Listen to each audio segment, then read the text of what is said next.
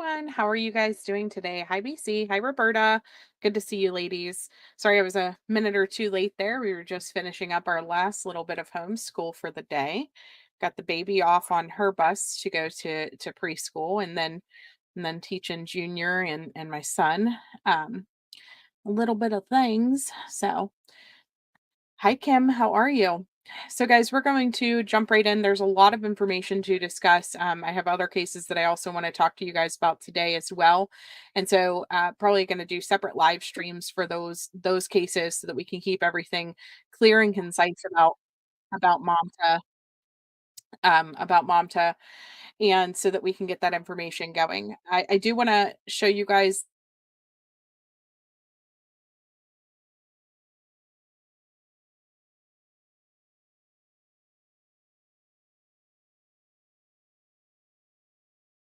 I muted myself. I don't know when I did that. I am going to show you guys some stuff from the podcast, and then they were gone. She has been attending court. She is a local to the case.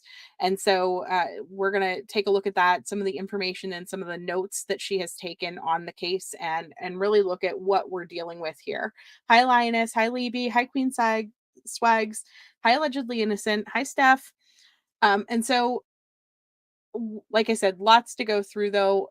Before we even jump into that stuff though, there was a post that was put up yesterday. This post was from a friend of Mamta, and just gonna pull this up here for you guys. Let me get that.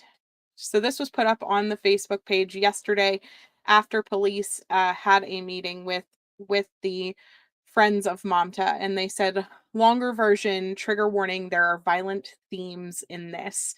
It is really hard for me to write this, and I apologize for the graphic nature of this post. This weekend our plans were completely changed by new evidence uncovered by the police. Based on their findings, we now know that finding Mamta alive is no longer an option. So, this is something that we've been talking about. We weren't sure. Police had never actually confirmed that she was deceased. At that point, we were still looking for information, sharing her flyer out, making sure that people knew that she is missing. For those of you guys who are new to this case, sorry, I should have said this. This is Manta Kafle Bot. She was missing from the city of Manassas Park in Manassas Park, Virginia. And she was reported missing on August the 5th. Her family and friends had tried to call in a welfare check on August 2nd after she did not show up for school. Her husband claimed that he had last seen her on July 31st. It now looks like that her husband actually murdered her allegedly on July 30th, and he didn't actually call her in missing until several days after the welfare check. Um, We've done several videos on this, and so if you guys need more than that basic information, please feel free to go back and watch those other videos. She does have a 1-year-old daughter. She missed her 1-year-old daughter's birthday throughout this time period, but they are now saying that she will not be found alive. More disturbingly, they are confirming what we feared was the worst, and that they will not find her intact. They do believe that he has dismembered her remains at this point. And so she says, it gets worse. It's likely that we will not find Mamta at all, nor will she be intact. I still want to look for her, and based on evidence we have, been looking in all the wrong places. Our new plan is to search the Loudoun County and Chantilly area. I believe that someone somewhere must have seen something. Particularly, I want to speak to the construction workers that worked across from Walmart, as they work in the middle of the night, and I suspect that Naresh committed the crimes during the nighttime to avoid his neighbors taking notice. We know that there were blood stains going into the bathroom and then also leading out of the home, and so it's likely that, like she said, that he was doing these things at night to conceal it from his neighbors. So they probably weren't sure of what they saw, and showing them pictures of the car and his face could jog the right person's memory. The good, I know there really isn't a possibility of good in this situation. News is that Naresh is uncoordinated, lazy, and disabled. His plan was not well executed, and I highly doubt he is physically strong enough to carry someone through the woods. Given that he could not carry her down the stairs on his own, of his own home. Some people have suggested checking landfills, and I'm able to coordinate that, but I'm not able to attend them myself. I think that finding her that way would be too much for me. We also went to check near the cafe he was last seen at, or at the very least, claimed he was disabled. I never saw him even limp, but I believe that Mamta told me something that had happened to his leg or foot. It was a long time ago, and being disabled does not have anything to do with what I listed. So she says, for now, we want to stick to flyers. I can give stacks to volunteers this week. For now, I will not be posting any event updates until I get the official okay from police that we're allowed to search.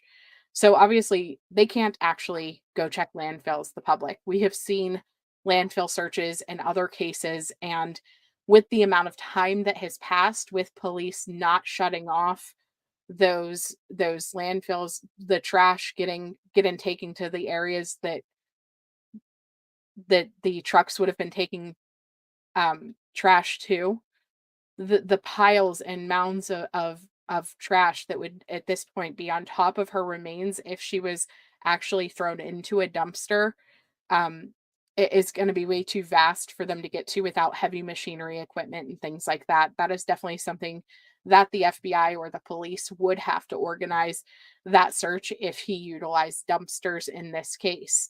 But it does sound like the police are telling the family that, you might not likely ever find her remains. And that's absolutely devastating every single time that we see these cases go through that situation where we see these families deal with the reality that their loved one is deceased and that they may never be able to find where their loved one is located.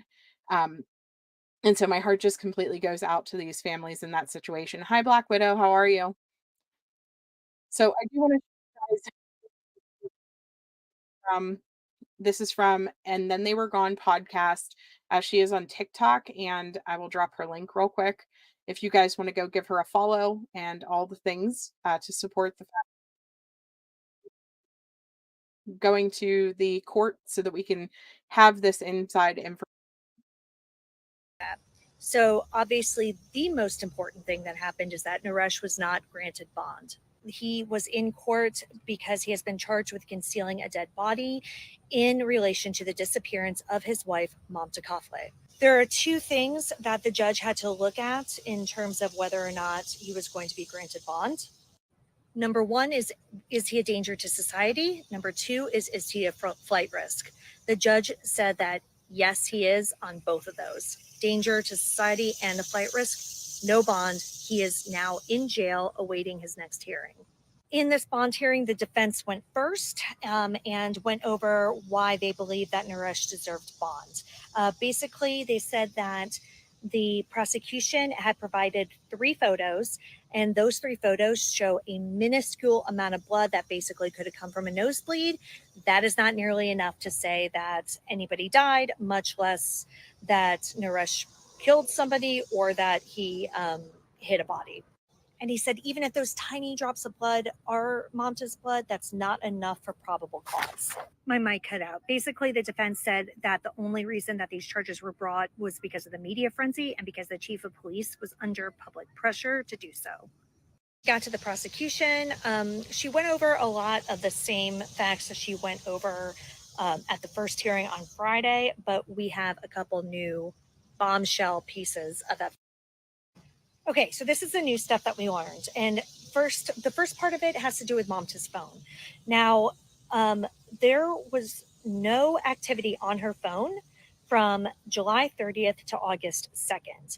And that is something that we already knew, right? Um, but what we found out is that they looked at the historical data 4 days moving up to July 29th. In those 4 days, Naresh and Mamta's phones were in constant communication. So the reason why this is important is because it establishes a communication pattern between Mamta and Naresh. And their communication pattern is that they were in contact throughout the day, every day, and then that suddenly stopped July 30th. But another new thing that we learned. Sorry, BC, are you talking about right now I'm breaking up?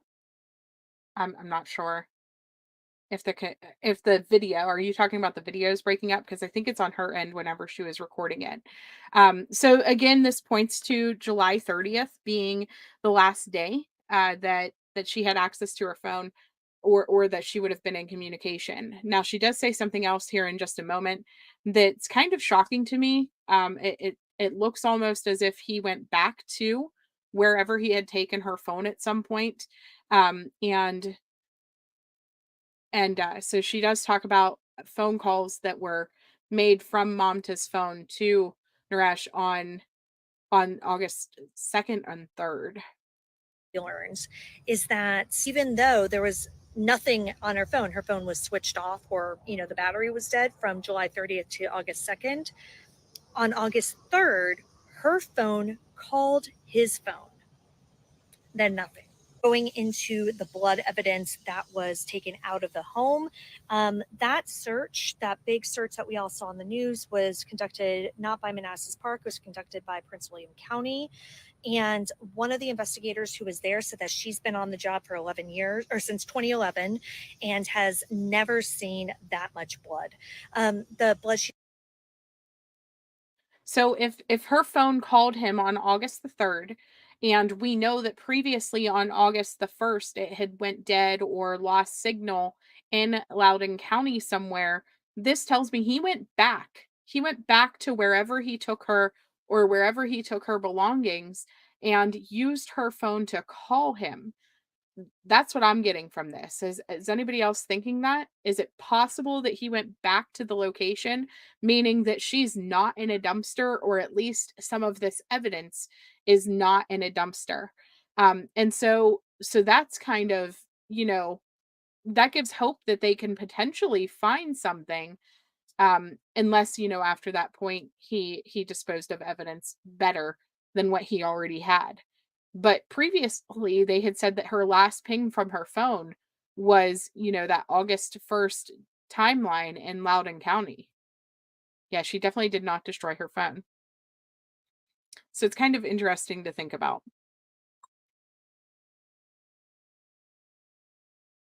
she's referring to is the blood that was recovered by Blue Star Technology, not the tiny amounts of blood that were shown in the photos.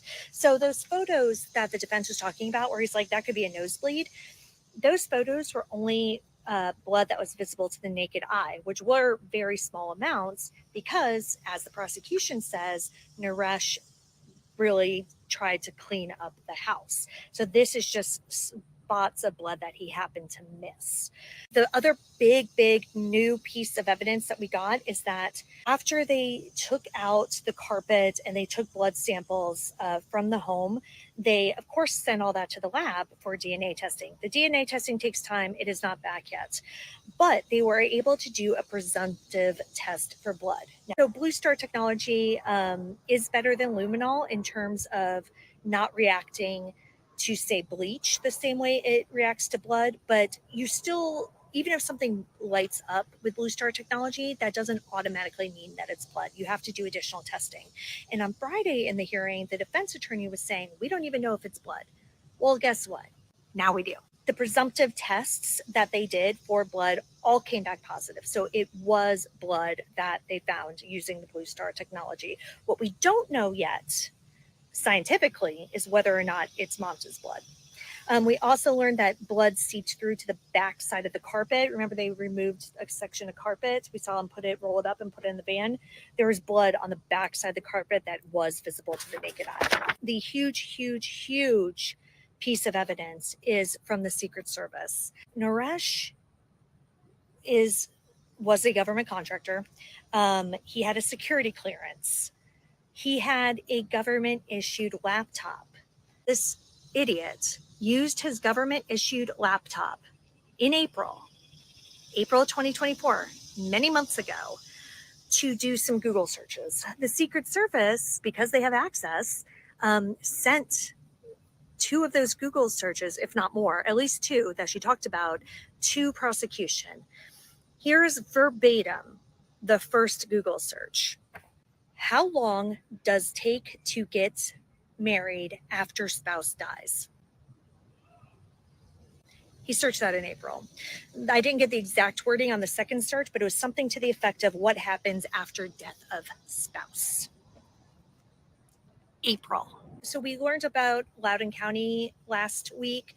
He bought the knives in Loudoun County. He and Mamta's phone last pinged in Loudoun County. They said on July 31st, her phone was not connected to the network, but then on August 1st, it pinged in Loudoun County near water.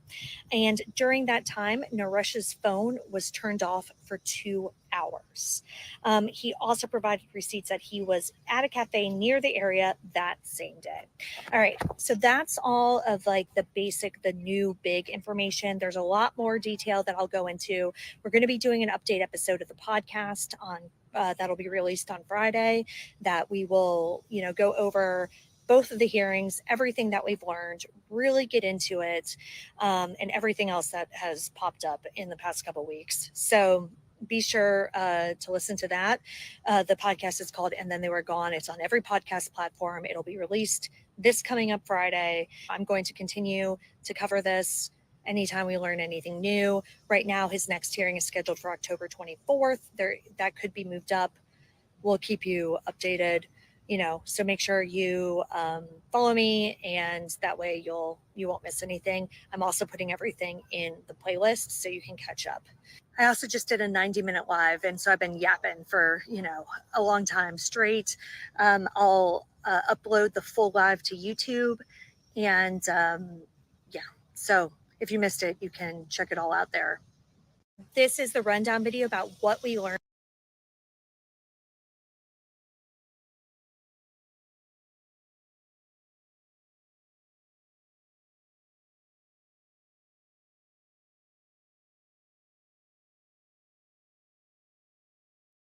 Sorry. That ran a little bit longer than I was wanting it to because that was the school that just called me, and yeah. Yeah, I have my daughter set to ride the bus for an hour. She is supposed to be on the school bus. She is 3 years old, and I'm like, that is not okay with me. So sorry to like change subject, but yeah, so she just called because I'm like, the law says they can't be on the bus for an hour. And she's like, "Oh, well, she's actually only on the bus for 54 minutes because they put the departure time at 4:09, not 4." And I'm like, "That."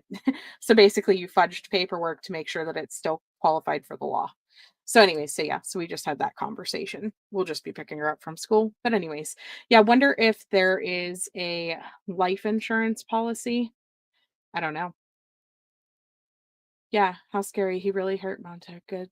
Thank God the baby is what the baby, honestly, Jean, in this situation, it really ticks me off because the police are saying that he was a suspect and all of these different things, and they left this child in this home, left left the child in the home until he was arrested. To me, it makes absolutely no sense why in the world they would have left this baby in the home until he was arrested. It's not okay because we have seen way too many cases where they have killed their child, they have done all the things, right? And here we are, and they left her there. Anything could have possibly happened. Anything. So let me share this tab instead. First of all. Okay. So, I want to show you guys these. Well, first of all, so there's a lot of controversy still over whether or not their relationship was arranged or not. Uh this is just a post about him donating blood, and she's underneath of it, and she's like, "Love you, my man, you're kind-hearted, always happy for you." That was a year ago. So obviously, something happened between now and then that made their relationship end up the way that it is, right? So these are a copy of the notes, though, that somebody took during the court hearing. And let's see here. Yeah. Oh my goodness. It looks like they have had a lot of evidence against him, and they still left the baby there. It just does not make This is the rundown. any sense to me whatsoever. Whenever it comes down to it, full circle, that baby should have been removed the minute that they had him suspected of being involved. That's my opinion. There's no sense or reasoning why they left that baby in harm's way potentially. And now they're keeping him on bond, saying that he is a threat to the community and that he is a danger to others. It is, Gene. It's an absolute miracle that that baby was not harmed some way, shape, or form. Absolute miracle.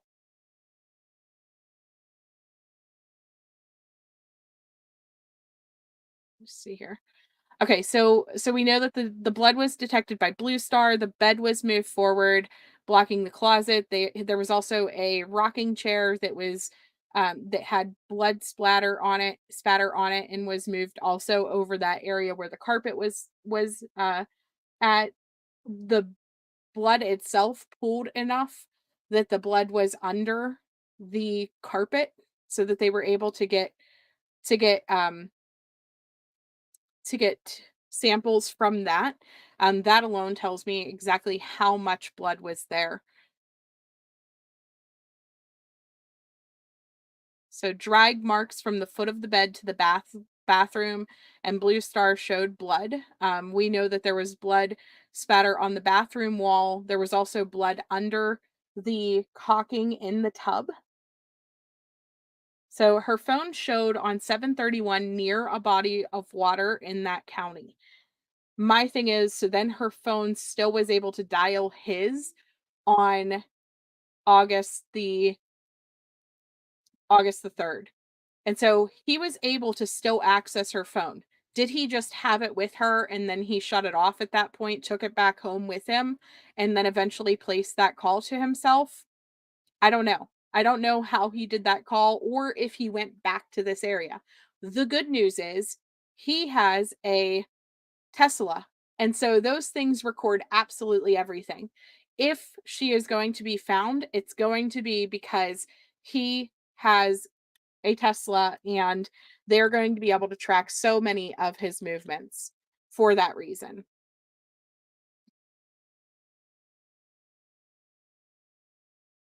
Second here. So let's see here. So February, they did go to the house for disorderly behavior, and he was refusing to give Mamta her phone. She was a victim of domestic violence and depressed, which we know that. Um, how about the fact that he used his work laptop, though? Let's talk about this for a minute. Did he lose his phone and use hers to call his? Maybe, but I think he was trying to make it look like he ran away, or that she ran away, or that she left him, and that she was still alive reaching out to him. That's my opinion. We've seen that in so many other cases where these men think that if they can use the cell phones to contact people, that somehow it's going to negate the fact that they have disappeared their loved one. Yeah, it's absolutely why he sold it. Yeah, drag marks, how brutal. I think that this goes to show, though, how much upper body strength that he really lacked, because he had to drag her to the bathroom. He could not carry her dead weight once she was deceased. He was not able to. And so, if anything, that's probably why he had to dismember her, if that's exactly what took place.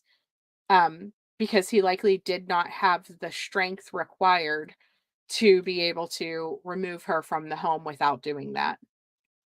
And that's devastating to think about. Now, the fact that he was searching back in April how long to get married after a spouse dies, this to me points 100% to premeditation.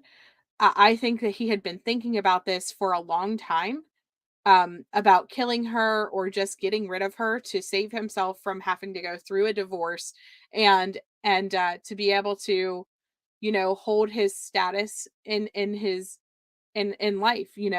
Some men think that it's an embarrassment to be divorced. And so instead of divorcing their significant other, they'll do something stupid like this, high in the bushes. Yeah, video, GPS, satellite, it will all hopefully help locate Mamta. That's my hopes as well. I am hoping and praying that they are able to find her for her family's sake. There is nothing worse than not knowing where your loved one is. Even whenever they have this proof that she is likely deceased, the acceptance that comes with that, the acceptance of actually knowing that there's no hope, it's not there in my opinion until they have that closing evidence, until they have their loved one back. You look at cases like Dylan Round's case. They knew that he had likely been deceased all throughout, Harmony's case. But that closure doesn't come, that grieving process doesn't start until you're able to lay your loved one to rest. And so, to me, I really, really hope and pray that they're able to find her.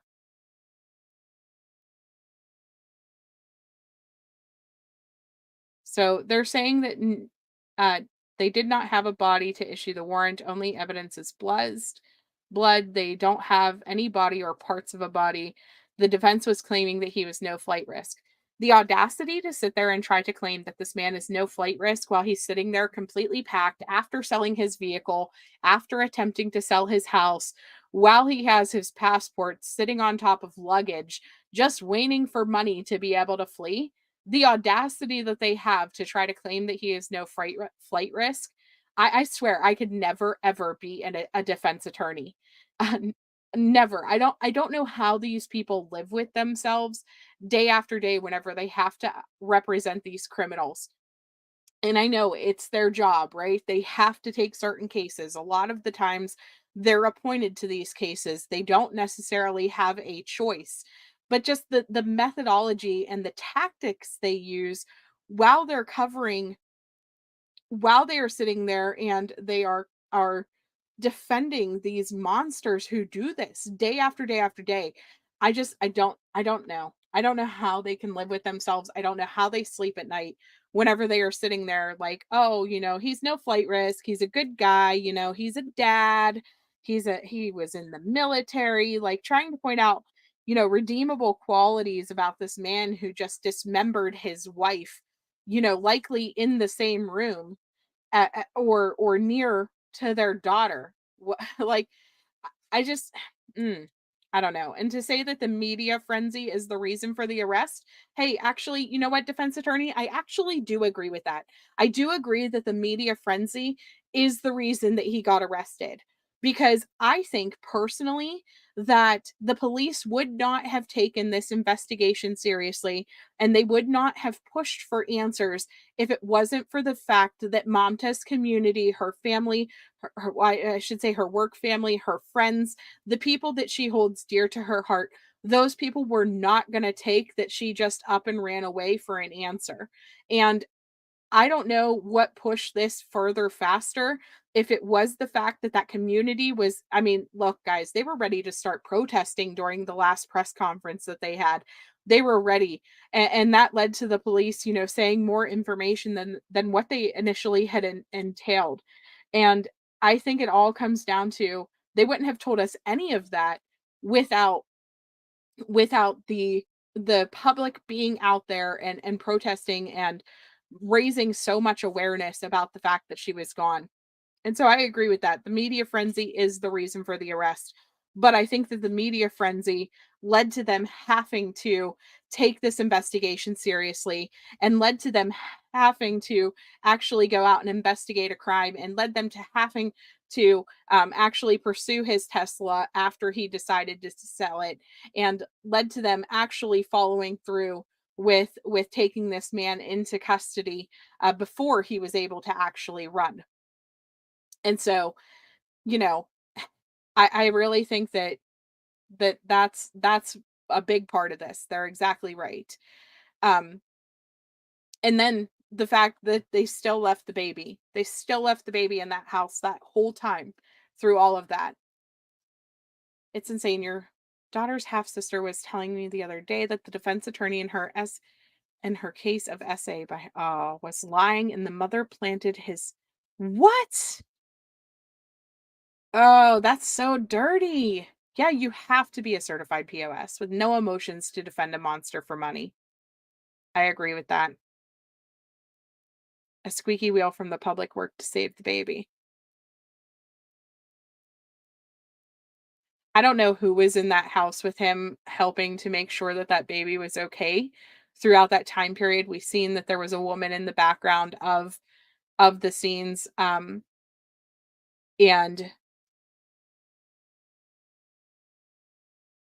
we've seen that there was a woman in the background during his one interview. And so maybe he had to keep up the charade. Maybe he had a relative staying with him that made him have to keep up the charade. But in my opinion, both of their lives were at stake. Both of them. Yeah, he's a real piece of work. Praying Mamta found her. Yeah, me too. Kimberly Myers, welcome. I know it is infuriating.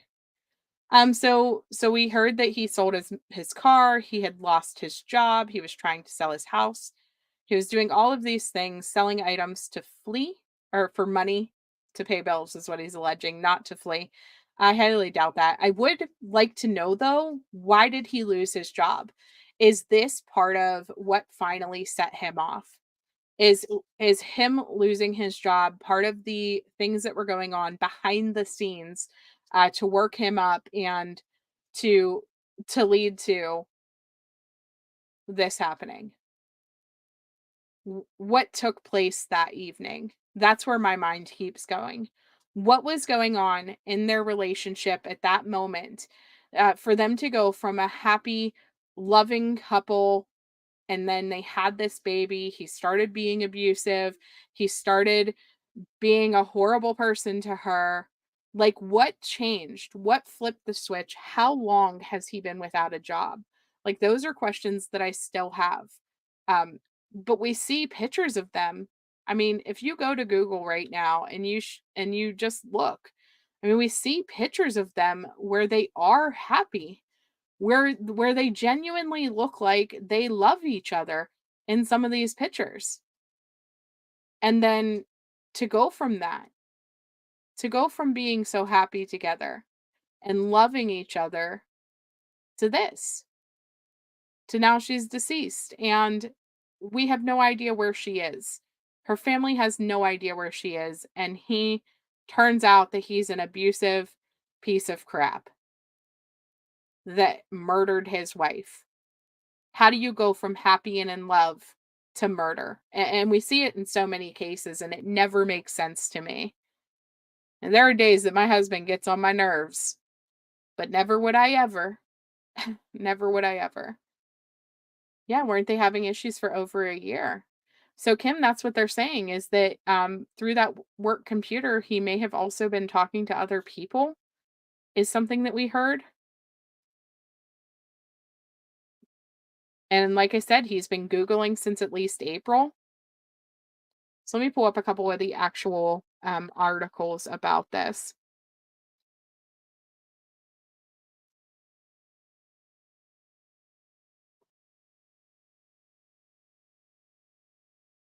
Okay, so they did do another family press conference. So let me get this. Maybe he was cheating on her and she confronted him. Maybe, maybe. Yeah, or Seal, maybe you're right. Or maybe he was always like that.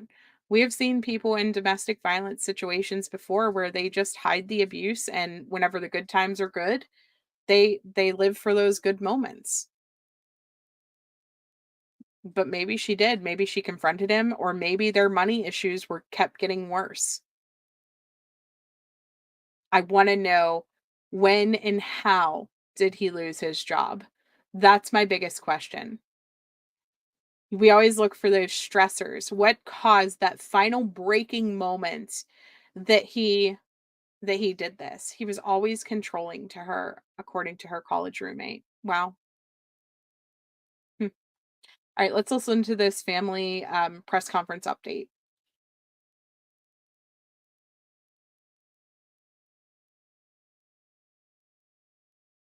I gotta figure out the sound on my end. Hold on one second.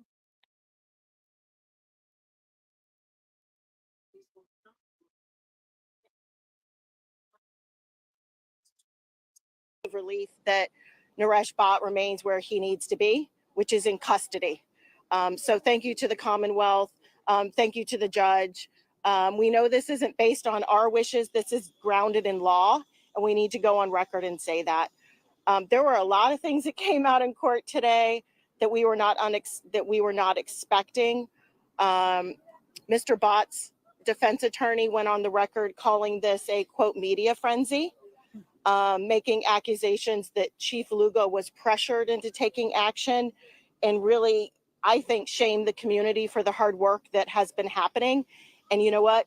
We were vindicated. This is not a media frenzy. This was not based on pressure. This is based in case law and statutes. And again, Mr. Bott is where he needs to be. The judge went on the record saying that he did meet the two statutes. Hear this loud and clear. He is a danger to society. He is a flight risk, and he needs to stay locked up. Yeah. We're certainly opening to take questions or share anything that we heard in the hearing today. Holly, your reaction to what we've heard in court today about the Google searches, that was new for everybody today. What is your reaction to that? One, thank you to the Secret Service. This was the first we heard that the Secret Service was a partner in this investigation. And I will say I was astonished. I think it goes to show perhaps premeditation. Again, we are not the judge or the jury, but it does sound like there's indication of premeditation. The Google searches made it clear that in April, Mr. Bott was looking to see how soon can I remarry after my spouse dies? And what does it mean when your wife dies or your spouse dies? Something to those. And that was in April. Please know we're standing here in August. So I think it does allude to premeditation. Yeah, indeed. Mm-hmm. Now that you are the defense attorney kind of explaining, his stance, were you guys nervous at all? Absolutely.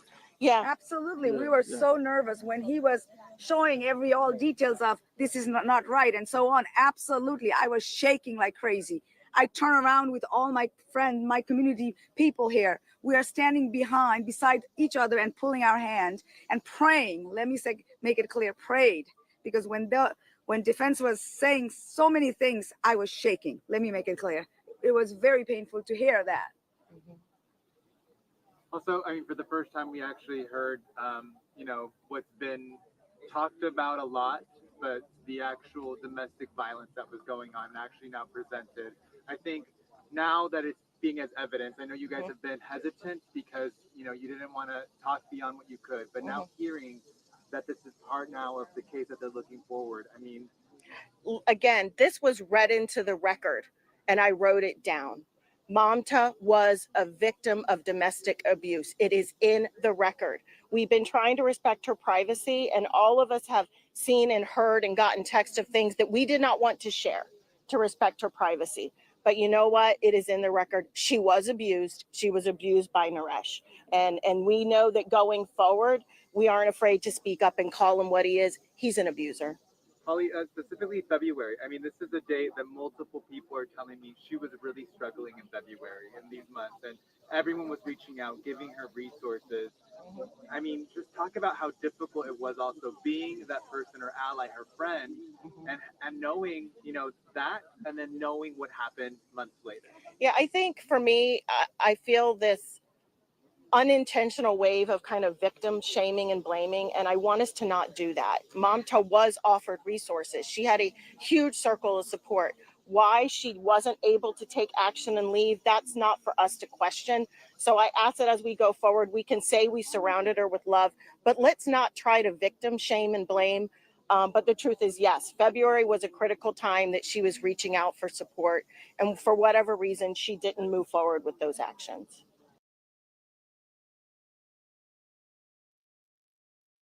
Look, I feel for her completely because I've been there. I've been in a relationship like that. Thank God I escaped with my life, but my son's father was a horrible, horrible human. And I can relate to staying when you shouldn't stay. I can relate to hearing about things that you can do to get out and not, because the reality is you're so afraid. You're so afraid of the monster that's holding you captive. And I can only imagine how much more magnified that this was for Mamta, because at the end of the day, she had no one here. She didn't have family that she could fall back on. She had her work friends and things like that, but that type of loyalty only really goes so far whenever you're talking about finding a home for her and a daughter. Whenever you're talking about the fact that she had no vehicle, she only worked part-time. She had no she wasn't even a citizen. She was married. She had a visa because she's married to him. But so that's all things that would have counted against her wanting to leave, and blocked her for the fear of trying to leave. And there was somebody posting in the Facebook group yesterday. There's actually a link. I'm going to see if I can find it, but it's a link for people who are here on visas because they are married to someone. If the relationship is abusive, to fight to be able to leave that relationship but still stay in the United States. And I need to find it because that's important information, especially in this case. People who are watching this, if you are in a relationship where you're here because you married somebody and they are abusing you, there is help out there that can assist you, but there's also ways to be able to keep your legal status here in the United States while you're going through that process. And I'm going to find the link and share it with you guys in just a few minutes here, but I am going to press play again first. Thank you so much for checking in, Steph. Appreciate it. Hi, Kathleen. And what's next for all of you in your fight and as you work to try and find some sense of closure, which may feel I mean, I think our first focus, and you can see there's a community standing here, we will be in court. We are Mamta's voice. We are going to look Naresh, whether it's in the back of the head or the front of the face. We are here for Mamta. But even more importantly is making sure that their daughter is cared for. We've all really shifted gears. We have a GoFundMe that you guys can find. As of this morning, we've collected over $200,000 to go to the baby. And that's really our goal. What we can do to honor Mamta is to make sure her daughter has the best future possible. And have you gotten any updates on when her mom and her brother, when they're expected? Yeah, I think we're not comfortable to go on the record with those details. And at this time, we do want to have a justice for Mamta, and that's what we are focused on. And Gary, at this time, we do want to focus on justice for Mamta, and this is why our whole community is rally for this. And we want her back. We want her home back. We want to find her. We want to bring her back, and that is our main focus as well in that area. Yeah, and I think At this point, what does justice look like to you at this point? Definitely have him pay for the price for what he has done. And that is very, very important. And I think Commonwealth are doing a wonderful job. Yeah, I think. And we need him prosecuted to the fullest extent of the law. Again, it was referred to that we are putting pressure that, Chief Lugo feels like he needs to rush to press charges. That's not true. Sure. We want more charges levied based on concrete evidence, knowing that may take time. But we feel comfortable that the Commonwealth is going to escalate charges up to capital murder, and we want him prosecuted to the fullest extent of the law. But with that being said, we have to respect that this is not our case. This is held by the Commonwealth, and we're going to be here to support the Commonwealth. Absolutely. At any moment, the evidence that was presented by the public defender, did it sway you at all? The why he sold the car, why he was attempting to sell the house? Did you find any validity in hearing their side of what he said? No, I think it made me angrier. I understand his defense attorney should be there fighting for him and not to diminish that at all. With that being said, I think he said some things that were categorically untrue and hurtful. He categorized the blood that was seen as the home as a nosebleed. It's not a nosebleed, right? The Commonwealth used Blue Star technology. They will bring that into court as evidence when the time is right. But to diminish what happened to Mamta and refer to it as a nosebleed is an insult, right? No one's going to get arrested because someone had a nosebleed. So we know there were volumes of blood, there were pooling of blood, there were things that we don't want to know about. But, you know, I think a little shame should come to the defense for minimizing what the burden of evidence is. One thing they mentioned is from the rocking wheelchair was there was a clear indication of the body was dragged from to the bathroom. That was clear. But what do you say about that? Because they say probably there was an incident happened somewhere in next to the wheelchair and was dragged to the bathroom probably. Yeah, I think we have to rely and wait for the forensics to come out. Again, we're lay people in the community. It does appear that whatever happened in the master bedroom and then continued into the master bathroom. But again, you know, it's the burden is on the Commonwealth to bring in that concrete evidence. And I'm sure that Any chances we're gonna find her body? I hope so. I hope so. And let me tell you, I'm tired of her being referred to as a body or a body part, as you know, his defense counsel referred her to. She is a person. She is a loved one. We need to bring her back. You know, to the best of our ability, we want every bit of her back for her family. oh, my name is Prava, last name is Duja. Absolutely, Prava, Prabha.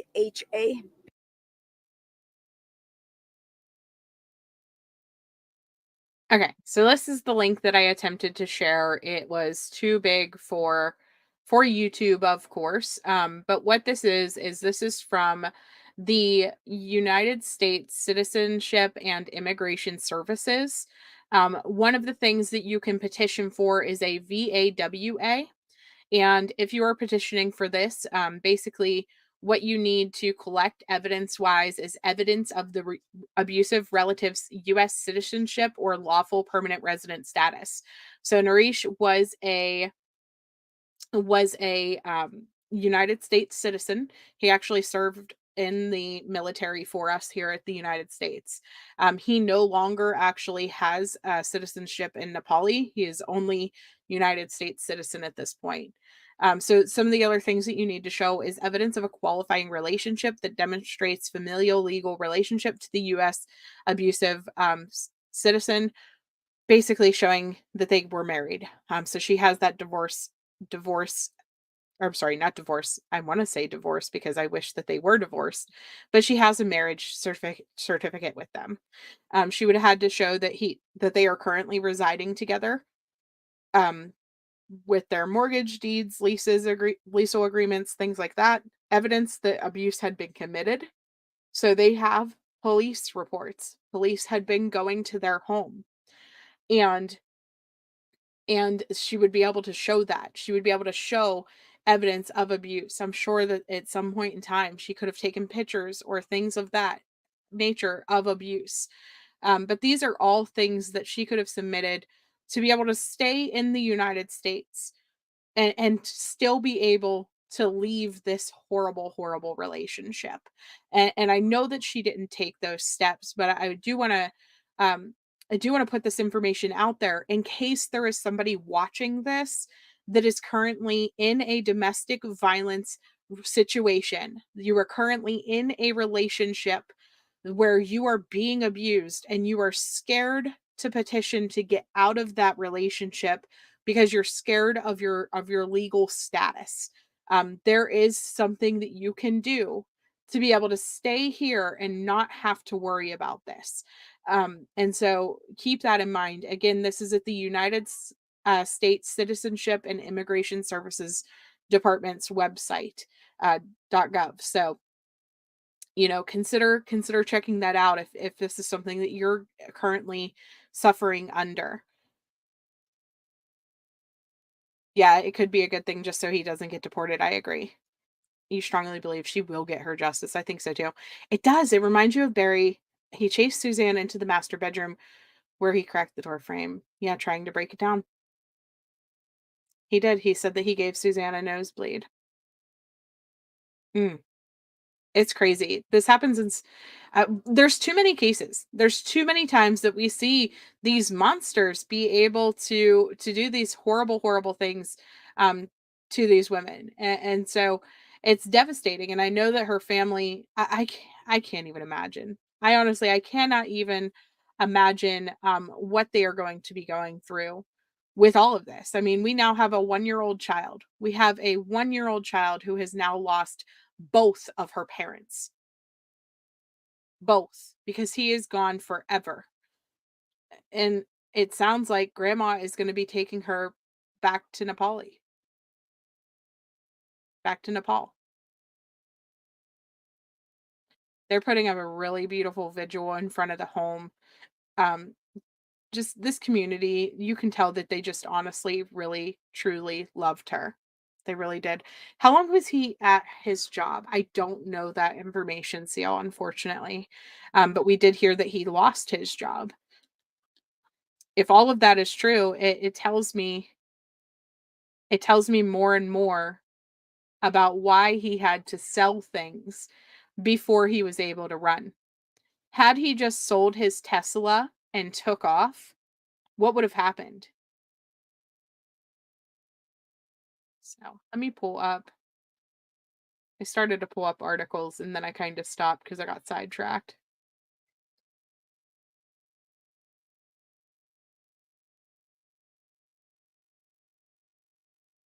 Okay, so it says that he was held without bond in missing Manassas Mom's case. This is a video of him. Let's see what they have to say here. Thirsty, headache.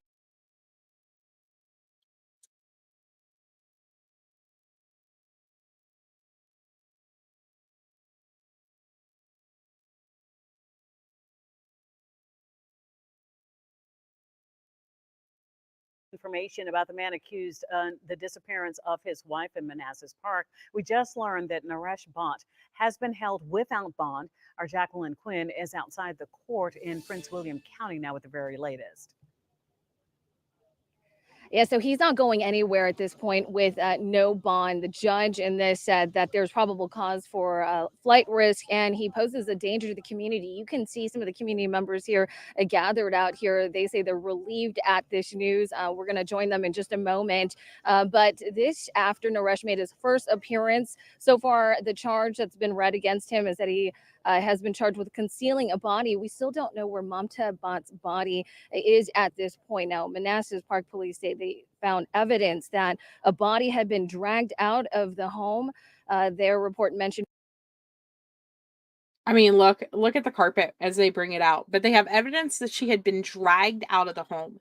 And so that tells me whatever he did to her, however he tried to dispose of her, he still ended up dragging her across that threshold, across out of the home. So how big and how long is this trail going to be leading out of this home? Um, I'm very curious. Do they have evidence of this blood trail, like going into the garage, for instance? I have a feeling that this case is going to be a slam dunk once it goes to court. He's just an idiot. This guy, thank God that most criminals are just complete and total idiots. Because they always think they're going to get away with it. They always think that they're going to be able to clean up the scene. They always think that they're going to, be fine, and that they're so narcissistic that they don't think that anybody could potentially, figure out what they did, and they're going to be the ones to get away with it. And it's never the case.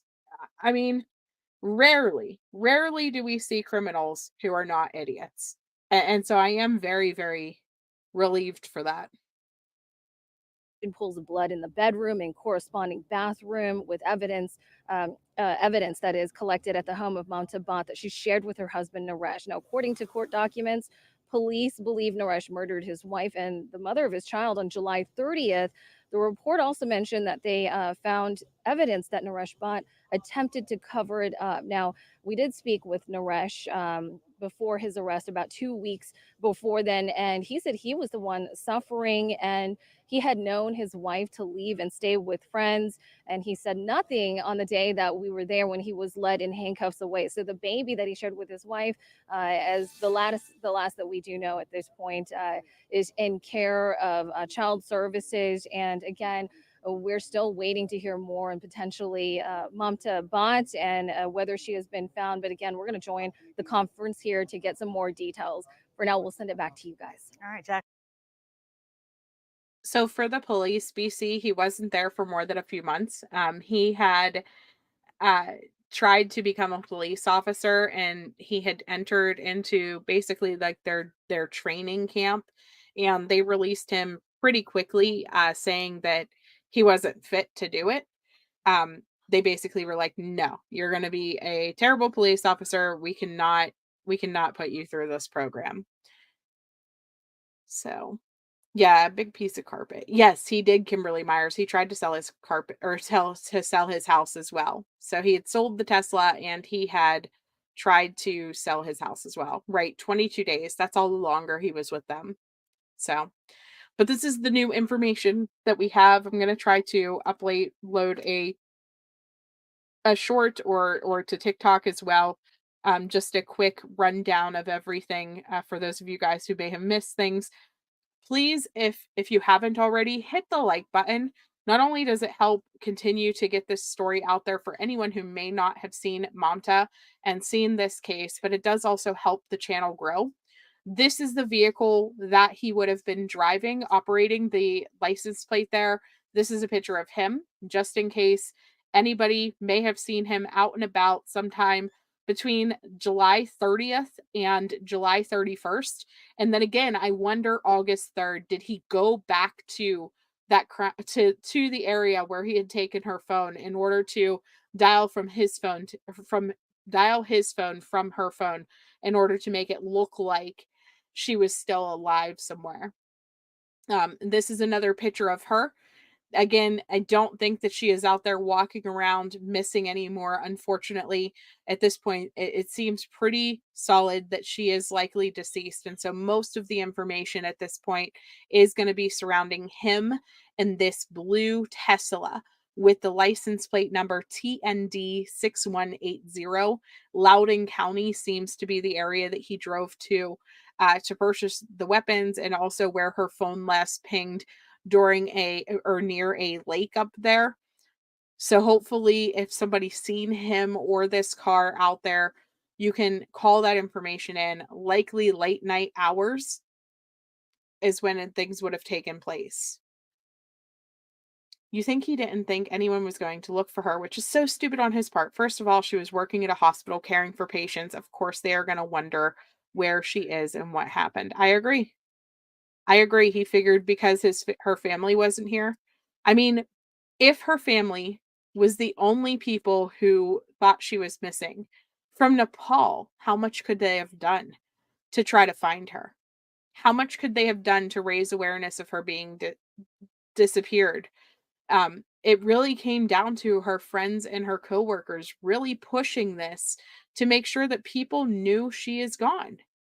They loved her. They love her and they want her back. Me too, Ocean Tide. I hope that they're able to find her either way, just for the family, for that closure, for that peace, to be able to lay her to rest. Um, and for her daughter's sake. Her daughter is going to grow up someday and need somewhere to be able to be like, hey, this is where my mom was, right? Now, I don't believe that you stay with your body. I do believe that you move to an afterlife. I do believe that Mamta is likely, to her eternal resting place. But that closure still needs to happen. If he didn't get rid of his internet search history, they will find out where he went and that. Yeah. Oh yeah. They're for sure going to find everything. He's obviously never followed true crime. And like I said, I love that most of the time in these cases, these idiots that do this, they obviously don't follow true crime. And they always make a million and two mistakes and they get caught eventually. As long as the investigation starts, they're able to figure things out. And so, yeah, I don't know.